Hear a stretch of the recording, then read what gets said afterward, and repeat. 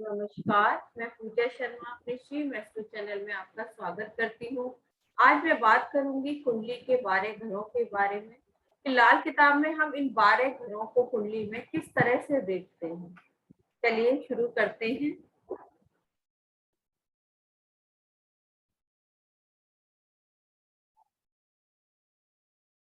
इसमें लाल किताब में काल पुरुष की ही कुंडली को कंसीडर करते हैं।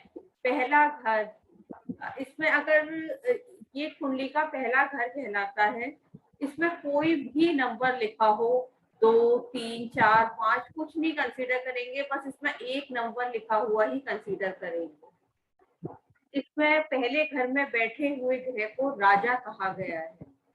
जो भी ग्रह पहले घर में होगा वो राजा कहा जाएगा। पहला घर हम खुद हैं, सेल्फ हैं। हमें इंडिकेट करता है कि हमारी नेचर कैसी होगी, कैसा हमें जीवन में सुख मिलेगा कि नहीं, ये सब हम पहले घर से ही देखते हैं। अब फर्स्ट हाउस का जो लॉर्ड होता है वो मंगल होता है, मार्स होता है, ये लॉर्ड होता है। इस घर में सन उच्च का होता है, एक्सॉल्टेड होता है फर्स्ट हाउस में। और सैटर्न इस घर में डेबिटेटेड होता है, नीच का होता है। और ये मार्स एंड सन का ये पक्का घर होता है। आगे जानेंगे पक्का घर क्या होता है, मतलब फुल कंट्रोल इसमें मार्स एंड सन का होता है। और पहला घर जो है 7वें घर को 100% दृष्टि से देखता है। पहले घर की जो पूर्ण दृष्टि 7th हाउस पे 100% आती है।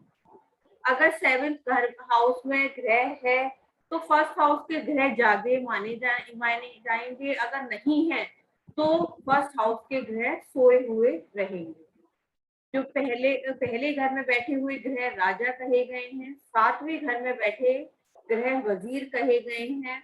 और 8वें घर में जो है राजा की आंखें होती हैं और 11वें घर में राजा की टांगें होती हैं। इस तरह से हम पूरा जो वर्णन करते हैं, जो फर्स्ट हाउस को देखेंगे तो इन 4 घरों को कंसीडर करके ही करेंगे। क्योंकि अगर पहले घर में एक एक ग्रह है तो बहुत अच्छा है, अगर एक से ज्यादा ग्रह है और 7वें घर में अगर एक ही ग्रह है तो वो जो है पहले घर में बैठे हुआ राजा, बहुत सारे राजा होंगे, 7वें घर में बैठा हुआ ग्रह वजीर होगा तो वो मारा जाएगा। मतलब वो किस किस का ऑर्डर का पालन करेगा, वो मारा जाएगा। इसीलिए पहले घर में बैठे हुए ग्रह एक ही ग्रह अच्छा, और 7वें घर में चाहे कितने भी ग्रह हो वो अच्छे माने जाते हैं।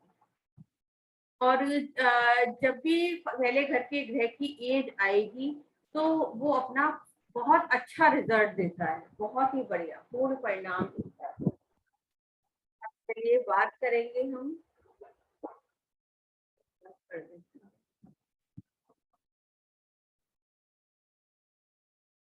बात करेंगे कुंडली के दूसरे घर के बारे में।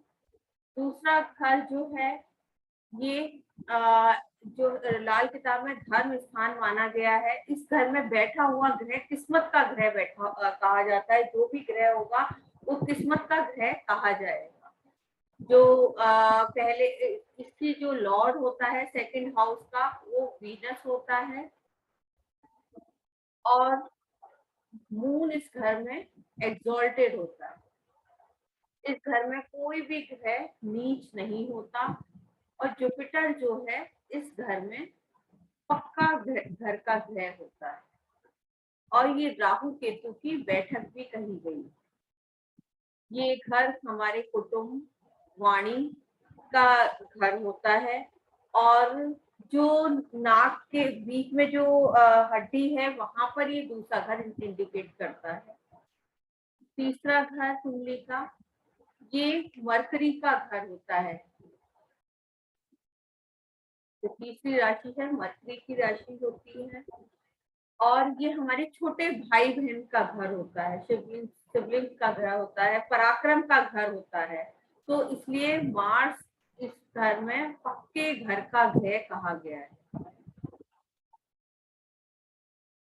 घर में राहु जो है उच्च का होता है, एक्सॉल्टेड होता है, और केतु इस घर में नीच का होता है, डेप्रिटेटेड होता है। तीसरा घर जो है जाने का रास्ता कहा गया है लाल किताब में, फोर्थ हाउस। ये सुख का, माँ का, सुख सुविधाओं का चौथा घर बोला गया है। इसका लॉर्ड मून होता है। फोर्थ हाउस जो कैंसर साइन है उसका लॉर्ड जो है मून है। यहाँ पे जुपिटर उच्च का होता है, एक्सॉल्टेड होता है, और मार्स इस घर में डेबिटेटेड होता है, और मून ही पक्के घर का ग्रह कहा गया है। इस घर में आके सभी ग्रह शांत हो जाते हैं, ज्यादा उथल पुथल नहीं मचाते, क्योंकि ये माँ का घर है। मतलब इस घर में मतलब कितना भी शैतान हो कोई बच्चा, लेकिन माँ की गोद में आके हर एक बच्चा शांत हो जाता है। इसलिए इस घर में कोई भी ग्रह खराब नहीं कहा गया है, सब ठीक ही रिजल्ट देते हैं। कुछ दिनों तक थोड़े से परेशान करेंगे, लेकिन बाद में आके अच्छा ही रिजल्ट देते हैं। अब बात करेंगे फिफ्थ हाउस पे। फिफ्थ हाउस जो होता है ये हमारी संतान का होता है, हमारे फ्यूचर का होता है, हमारी शिक्षा का होता है, और इसके लॉर्ड जो हैं सन होते हैं। यहाँ पे कोई भी ग्रह उच्च और नीच कोई भी ग्रह नहीं होता, क्योंकि ये फ्यूचर है, हमारे बच्चे हमारे फ्यूचर होते हैं। तो इस घर में कोई भी ग्रह उच्च नीच का नहीं है। जुपिटर एंड सन ये पक्के घर के ग्रह कहे गए हैं। जो सिक्स हाउस होता है वो होता है रोग, ऋतु, शत्रु का, कर्जे का, इन सबका ये सिक्स हाउस होता है।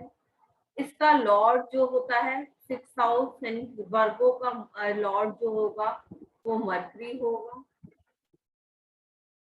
और और सिक्स हाउस में बुध उच्च का भी होता है।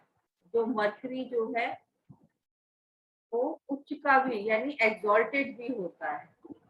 और इस घर में वीनस जो है डेबिटेटेड होता है, और ये मर्करी एंड केतु का पक्का घर होता है।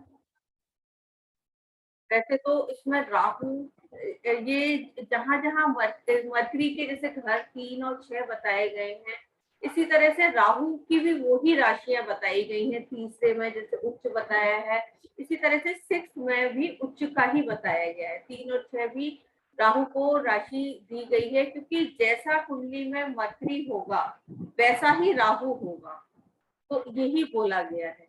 तो इसीलिए 6 हाउस में राहु का भी रोल होता है, लेकिन पक्का घर जो है केतु का होता है, क्योंकि ये जो है पापी ग्रह हैं। तो इन्होंने राशि एक्सचेंज कर ली है। केतु को 12th हाउस जो है जो पक्का घर होना चाहिए, लेकिन Ketu third sorry 6th house में आ गया है, और राहु जो है पक्का घर जो है उसका 12th हाउस दिया गया है। अब बात करेंगे 7th हाउस की। 7th हाउस क्या है? पति पत्नी का गृहस्थी चक्की का घर कहा गया है। पद प्राप्ति, डेली इनकम, इसका 7th हाउस बोला गया है। ये इसका लॉर्ड जो होता है वीनस होता है, और इस सैटर्न इस घर में एक्सॉल्टेड होता है, और सन इस घर में डेबिटेटेड होता है। और ये वीनस एंड पृथ्वी का पक्का घर कहा गया है। बात करेंगे 8th हाउस पर। 8th हाउस जो है मौत का कहा गया है। ये फर्स्ट एंड 8th हाउस जो है मार्स का होता है। यहाँ हमारा जन्म होता है, ये यहाँ उदय होता है। पता पहला घर में मतलब हमारा ये शरीर है पहला घर, और 8वें घर में शरीर का अंत हो जाता है। तो ये इसके भी लॉर्ड मार्स हैं। इस घर में मून नीच का हो जाता है और ये मार्स एंड सैटर्न का पक्का घर कहा गया है। इस घर में मंगल बध ही माना गया है। ये हाउस बात करेंगे नाइन्थ हाउस पे। नाइन्थ हाउस जो है हमारे बुजुर्गों का कहा गया है। ये हमारे बुजुर्गों का घर है, हमारा लक का घर है, भाग्य का भी घर नाइन्थ हाउस है, फादर का भी बोला जाता है। किस्मत का जो है सेकंड एंड नाइन्थ ही बोला गया है। तो यहाँ पर जुपिटर इसके लॉर्ड होते हैं। केतु यहाँ पर एग्जॉल्टेड होता है, राहु डेबिटेटेड होता है और ये जुपिटर का ही पक्का घर है।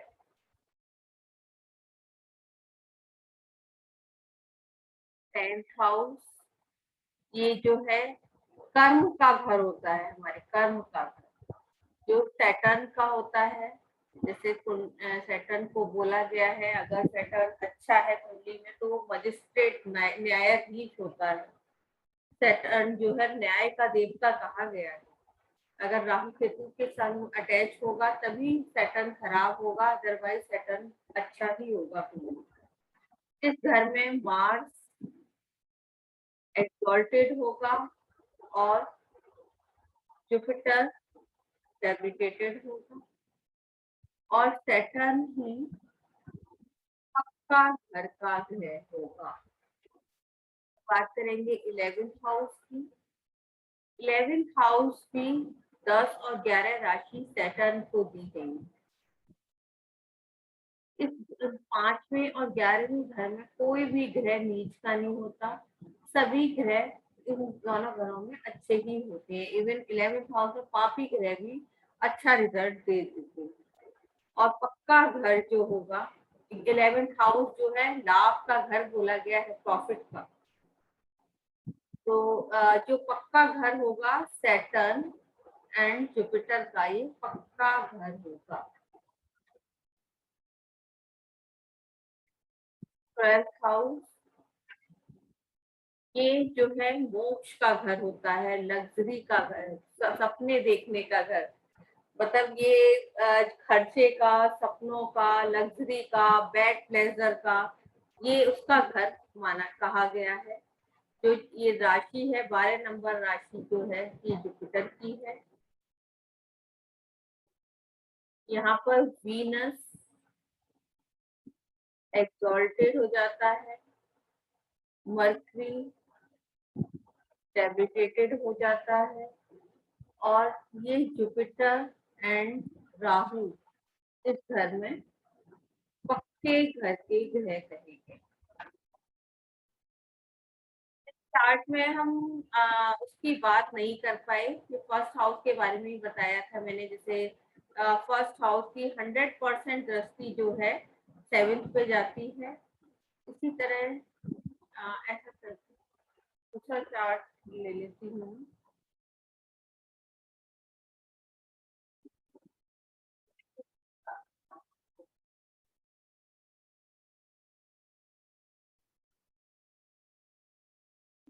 या पहले हम डायरेक्शन की बात कर लेते हैं। जो फर्स्ट हाउस में डायरेक्शन जो है ईस्ट बोली गई, तो फर्स्ट हाउस की डायरेक्शन जो है ईस्ट, सेकंड में नॉर्थ वेस्ट, थर्ड को साउथ और फोर्थ को नॉर्थ ईस्ट, फिफ्थ को ये ईस्टर्न वॉल जो है फिफ्थ हाउस को दी गई है, सिक्स हाउस जो है नॉर्थ है, सेवेंथ साउथ वेस्ट और एट जो है सदर्न वॉल है, नाइन्थ सेंटर है घर का, ब्रह्म स्थान जिसे हम कहते हैं, 10th जो है वेस्ट डायरेक्शन है और 11th जो है वेस्टर्न वॉल है और 12th जो है ये साउथ ईस्ट बोला गया।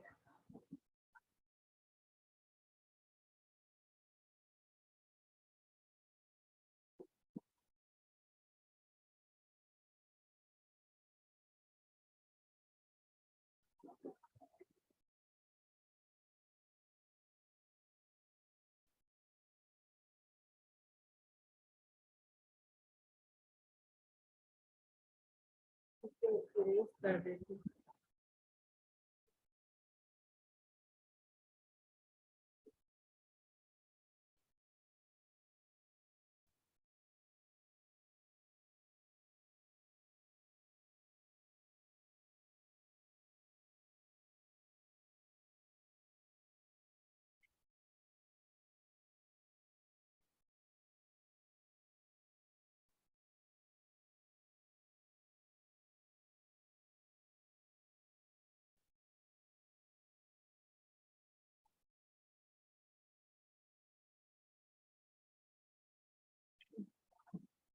अब देखिए फर्स्ट हाउस की बैठे हुए ग्रह की 100% जो दृष्टि है वो 7th पे पड़ती है।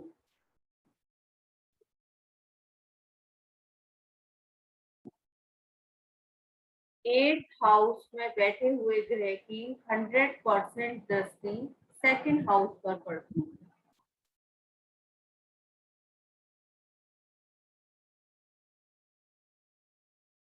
थर्ड हाउस में बैठे हुए ग्रह की 50% दृष्टि 11th हाउस पर पड़ती है और 50% दृष्टि 9th हाउस पर पड़ती है। ये मिस हो गया। सेकंड हाउस की दृष्टि 25% 6th हाउस पे पड़ती है और फोर्थ हाउस की 100% दृष्टि 10th हाउस के प्लेनेट पे पड़ती है। फिफ्थ हाउस की 50% दृष्टि 9th हाउस पे पड़ती है और 6th हाउस से 25% दृष्टि 12th हाउस पे पड़ती है। अब इसमें उल्टी जो दृष्टियां बताई गई है, जैसे वैदिक में तो जो भी ग्रह होगा अपने से सातवें, जैसे शनि है तो 30 से 7वें 10 को दृष्टि देगा, अगर 7 पे बैठा है तो फर्स्ट में 7th हाउस की दृष्टि देगा। लेकिन जो इसमें लाल किताब में दृष्टि बताई गई है उसी के अकॉर्डिंग ही बस हमें देखना है, हमें अपने से नहीं लगानी है कोई भी। जैसे फर्स्ट हाउस 100% इसको देखेगा, 7th को और 8th हाउस जो है 100% दृष्टि से 2nd को देखेगा। ये उल्टी दृष्टि बोली गई है क्योंकि 1 से 6 तक के first house, second, third, fourth, fifth, six ये पहले घर के ग्रह गए हैं, पहले घर के। और जो 7th से 12th तक के प्लेनेट हैं वो बाद के घर के ग्रह कहे गए हैं। तो ये जो 8th हाउस हो गया ये बाद का घर का ग्रह है, तो इसकी जो है 100% दृष्टि पहले घर के ग्रह पे पड़ रही है, यानी ये इसे उल्टी दृष्टि ही बोलेंगे, उल्टी दृष्टि पड़ रही है। ऐसी 8th हाउस की एक दृष्टि और होती है 12th हाउस पे, तो ये 25% होती है। मतलब 6th हाउस से भी 25% 12th हाउस को जाती है और 8th हाउस से भी 25% 12th को जाती है। तो अब आप लोगों को समझ आया होगा कि जैसे फर्स्ट जो है 7th को देखेगा 100% दृष्टि से, 8th हाउस 2nd को देखेगा 100% दृष्टि से, 4th हाउस 10th को देखेगा 100% दृष्टि से, और थर्ड हाउस जो है उसकी 2 दृष्टि बोली है, वो देखेगा 11th हाउस को और 5th house, sorry 9th house को 50-50% दृष्टि से। और 5th हाउस जो देखेगा वो 9th को देखेगा 50% दृष्टि से,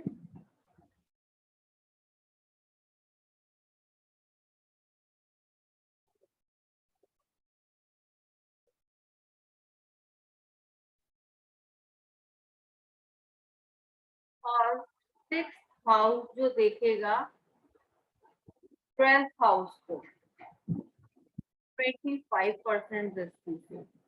8 की मैंने बता दी, एक दृष्टि और है 8 की 12th हाउस, ये भी 25%। इस तरह से ये दृष्टियां बताई गई हैं। कुछ इसमें उल्टी दृष्टियां भी बताई गई हैं, वो भी मैं आपको बता देती हूँ, पहले इसे क्लियर कर देती हूँ।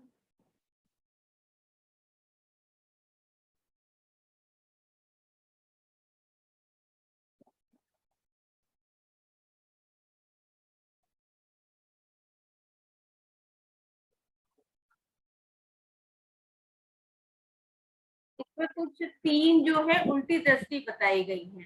अब ये 9th हाउस है, बुध अगर यहाँ पर, मरकरी जो है अगर यहाँ बैठा है तो ये उल्टी दृष्टि से 3rd हाउस को देखेगा।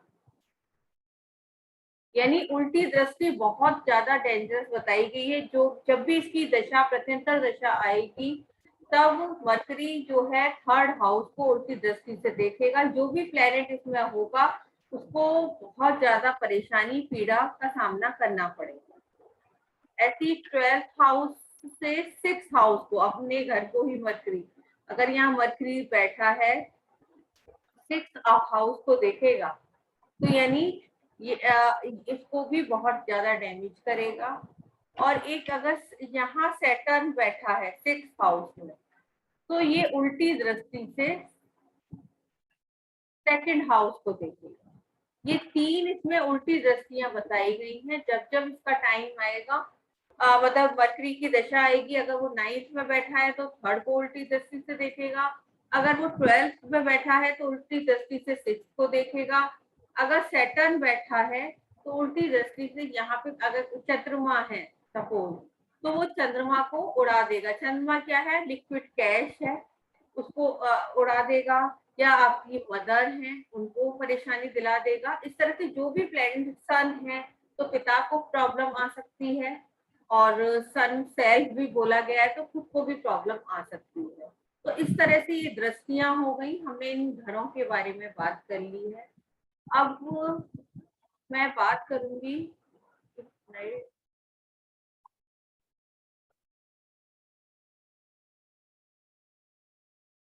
में जो नॉर्मल 2 तरह से जो निकाले गए हैं, 35 साला चक्कर और नॉर्मल दशा, और उसकी एक अलग कैलकुलेशन होती है वो बताई गई है। मैं अभी नॉर्मल वाली ही बताती हूँ, उसमें थोड़ी सी थोड़ी ट्रिकी है, वो मुश्किल हो जाएगी अभी बताना। अब नॉर्मल दशा कैसे बताई गई है, जब से बच्चा पैदा होता है, जब भी पैदा हुआ उससे 6 साल तक सैटर्न की दशा चलेगी। जब से पैदा, तब से सैटर्न का ही टाइम मानेंगे।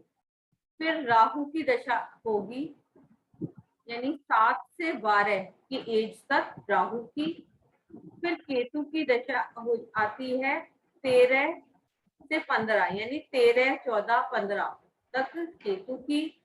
फिर उसके बाद जुपिटर की 6 साल की दशा बताई गई है, 16 से 21 साल तक की दशा की जुपिटर की होगी।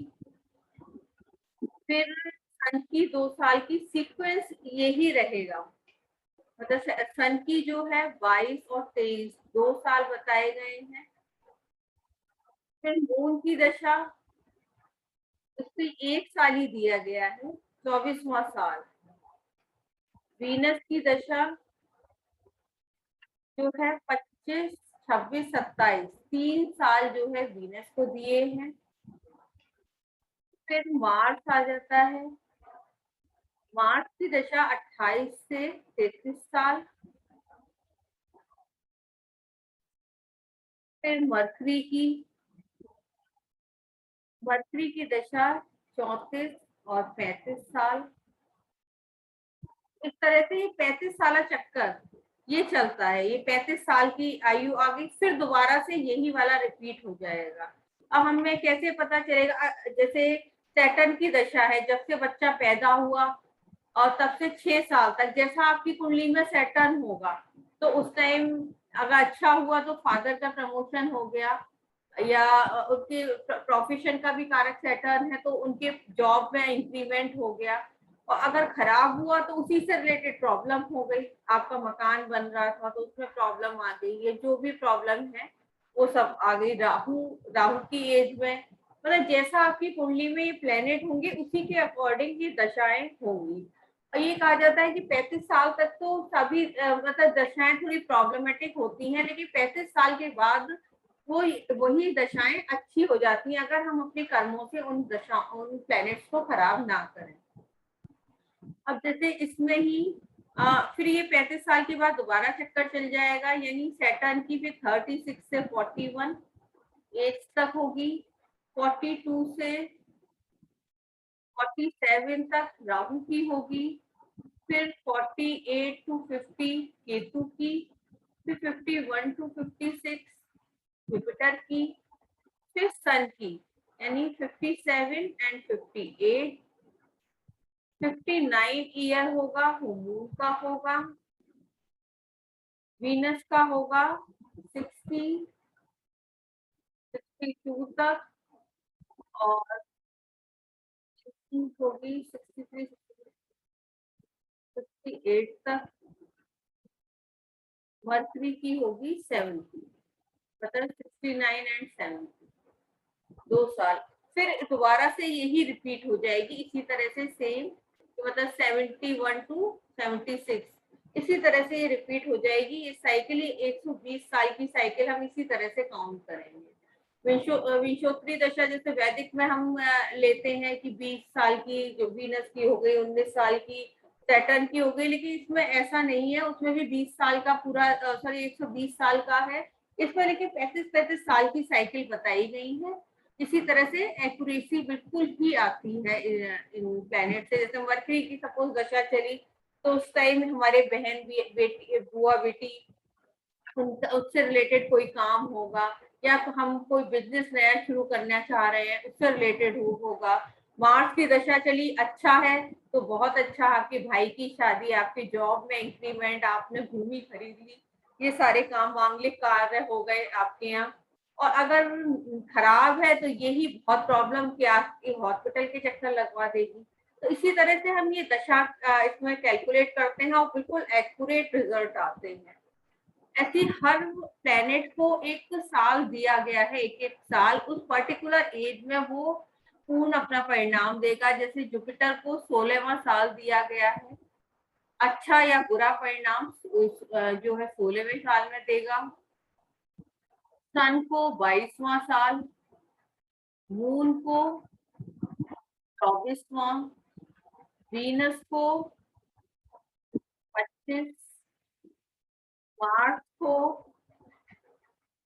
28वां साल दिया गया है, मरकरी को 34, सैटर्न को 36 ईयर, राहु को 42 और केतु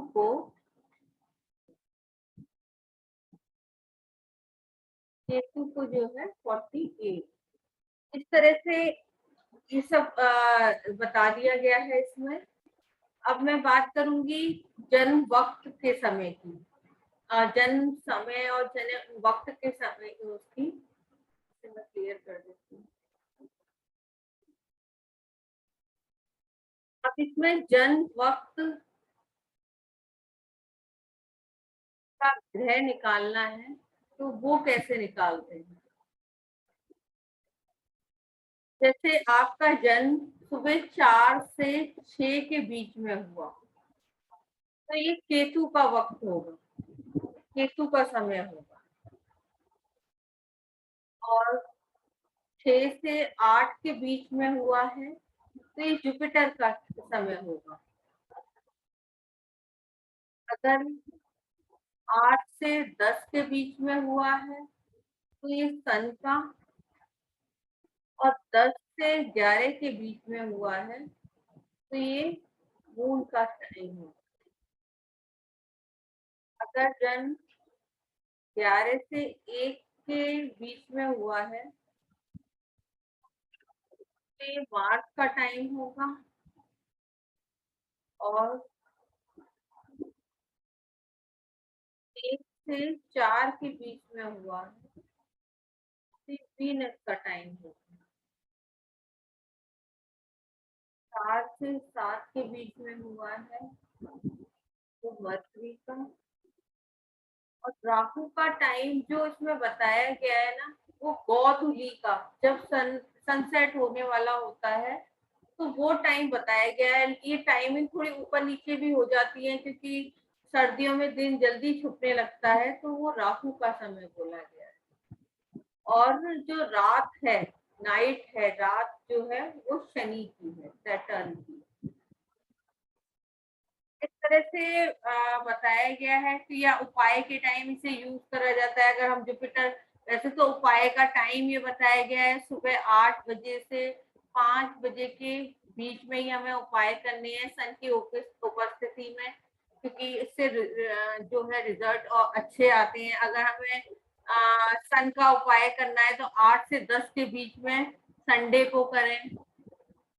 मून का करना है तो 10 से 11 के बीच में मंडे को करें। मार्च का करना है तो 11 से 1 के बीच में ट्यूसडे को करें। वीनस का करना है तो 1 से 4 के बीच में फ्राइडे को करें। मरकरी का करना है तो बुध को करें। लेकिन ये 7 बजे तक लिखा गया है तो 5 बजे तक आप कर लें। और राहु और केतु का उपाय जो है ना, वो वेनसडे को ही बोला गया है, क्योंकि इतनी जल्दी सुबह उपाय होंगे नहीं, दिन छुपे भी नहीं करने हैं। कुछ अलग ही केसेस में उपाय जो है रात को करने होते हैं, अदरवाइज दिन में ही करे जाएं। ऐसे सैटर्न का भी या तो बुधवार को कर लें, नहीं तो 8 से 5 के बीच में उपाय कर लें। तो इस तरह से इसमें जन्म वक्त का के ग्रह बताए गए हैं।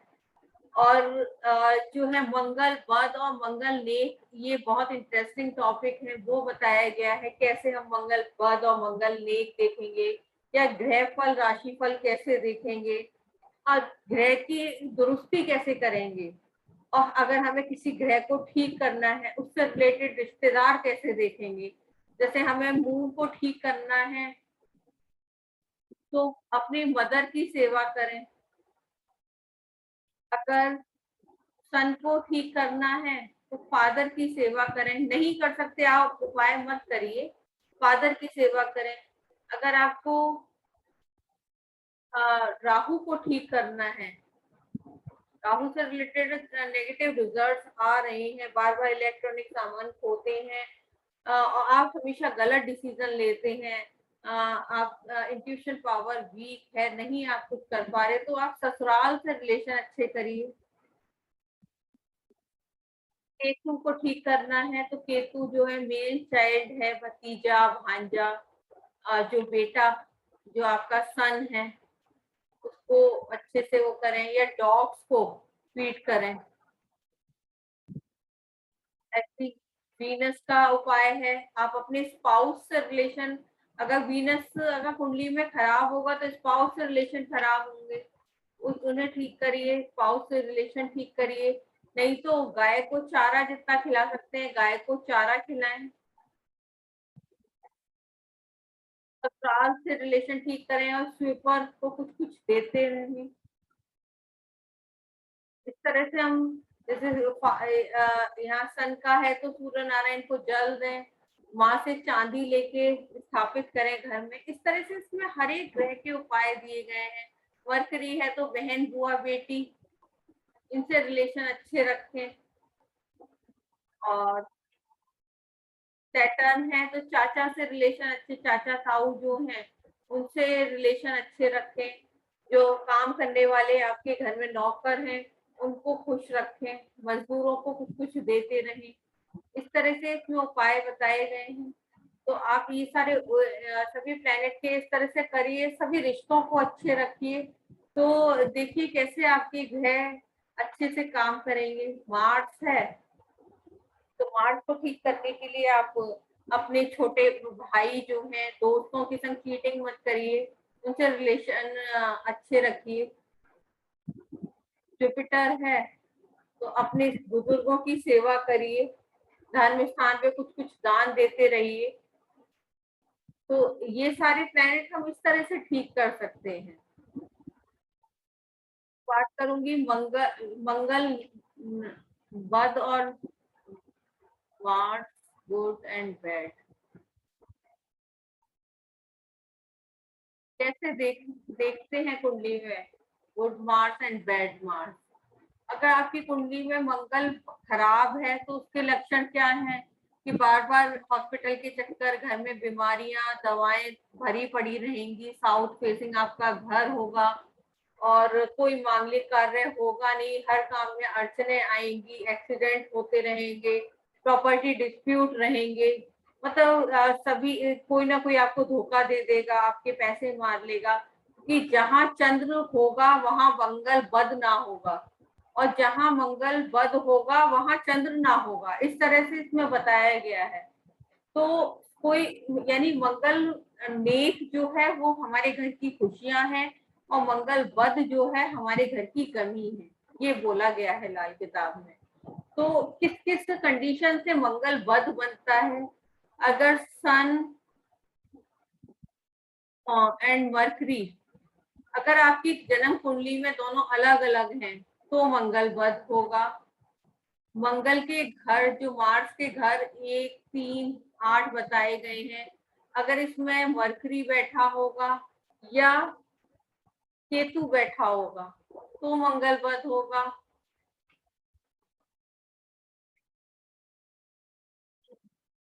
और जो है वीनस जो है 9th हाउस में होगा तो मंगल बद होगा। सैटर्न जो है 1st एंड 5th हाउस में होगा तो मंगल बद होगा। Rahu 1st and 5th house में होगा तो मंगल बद। इस तरह से इसमें बहुत सारी कंडीशंस बताई गई हैं कि इन कंडीशंस को देख के कि मंगल बद है। और 4th और 8th हाउस में अगर मंगल होगा तो मंगल बद होगा। ये दो खराब हाउसेस बताए गए हैं तो ये मंगल बद होगा। तो इस तरह से इसमें बताया गया है। अगर आपका मंगल बद है तो उन लोगों को लाल किताब जरूर पढ़नी चाहिए और इसको फॉलो करना चाहिए क्योंकि लाल किताब का कलर भी लाल है, मंगल ग्रह को डिनोट करती है। आप लाल किताब पढ़िए और मंगल ग्रह को ठीक करिए। इसी तरह से दोस्तों इसमें बहुत सारी चीजें बताई गई हैं, बहुत इंटरेस्टिंग है। अभी इतना बहुत बड़ी हो जाएगी वीडियो, अभी इतना ही मैं बता पाऊंगी। आगे आगे किसी और वीडियो में मैं आपको आगे नेक्स्ट वीडियो में मैं और किसी टॉपिक पे जो आप पढ़ना चाहते हैं, जानना चाहते हैं, मैं उसके ऊपर वीडियो लेके आऊंगी। और कौन सी वीडियो आप देखना चाहते हैं आप मुझे कमेंट सेक्शन में लिख के दीजिए और मेरे चैनल को लाइक, सब्सक्राइब और शेयर करिए। धन्यवाद।